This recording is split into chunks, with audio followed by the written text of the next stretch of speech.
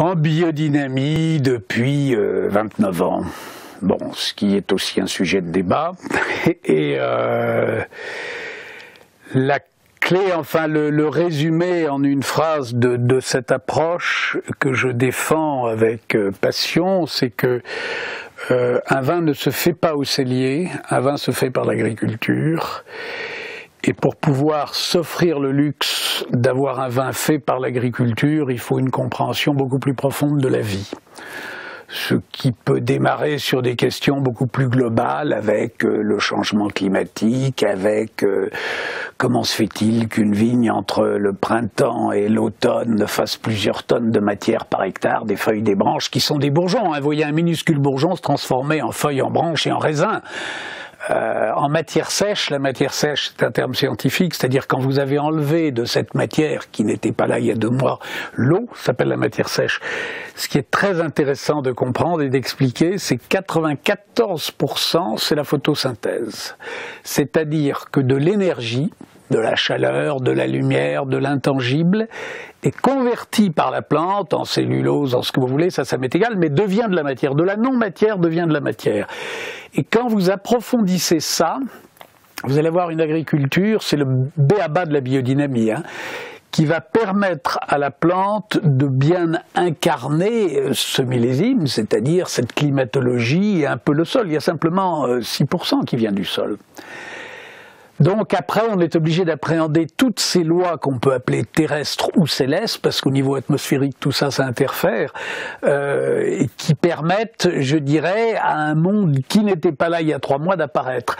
Si ces équilibres, si ces harmonies, ce sont des harmonies, c'est musical, c'est ce que j'avais marqué dans mes livres, c'est de la musique en fait, si ces harmonies sont bien incarnées par la plante, vous pouvez vous offrir le luxe, car c'est un luxe, de ne rien faire au cellier et de ne pas avoir recours à des techniques soit nobles, comme le bois neuf, soit beaucoup moins nobles, comme les levures aromatiques et ces 350 goûts arbitraires que la loi permet de mettre dans un vin, ce qui pour moi est profondément choquant, parce que, je dirais, votre lieu est suffisamment puissant pour saisir par le climat des goûts et pour saisir par le sol une microgéologie, une microclimatologie, des goûts aussi. Et une appellation contrôlée, vous voyez, il y a 40 ans, c'était des lieux particuliers où la vigne s'exprime bien.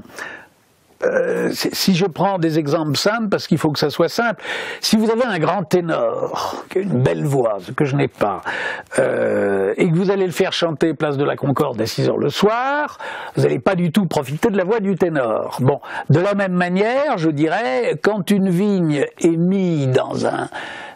Pour la voix, on pourrait appeler ça un cloître du XVe siècle où la polarité des pierres, tout ça a été respecté.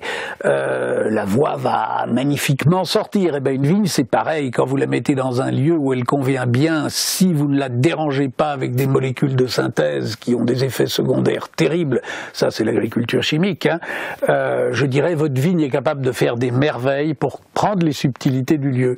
Et les AOC, c'était ça. Et si vous regardez ce qui s'est passé depuis 40 ans, je ne dis pas que c'est mauvais, pas du tout, mais je dis les vins du monde entier ont le même goût puisque le lieu a été tué par les désherbants, par les engrais chimiques, c'est des croissances à base d'eau, par les systémiques qui interdisent les maladies, mais les systémiques c'est que les molécules de synthèse vont dans la sève. Or la sève c'est tout l'organisme qui reçoit la climatologie. Donc, mettez que vous soyez un peintre en train de peindre un beau paysage, je viens vous secouer, je viens vous crier à l'oreille, vous n'allez plus faire votre boulot. Ça, c'est un systémique. Vous voyez, le systémique dérange tout ce processus noble que la vigne a en elle au travers de sa sève pour recevoir la matière solaire, pour recevoir tout ce macrocosme finalement qui donne vie à la Terre, puisque la Terre sans un système solaire, c'est un cadavre. Ben, je crois qu'on aura déjà eu un petit aperçu de ce qu'on va pouvoir entendre tout au long du reportage, déjà sur votre côté passionné, sur le fait...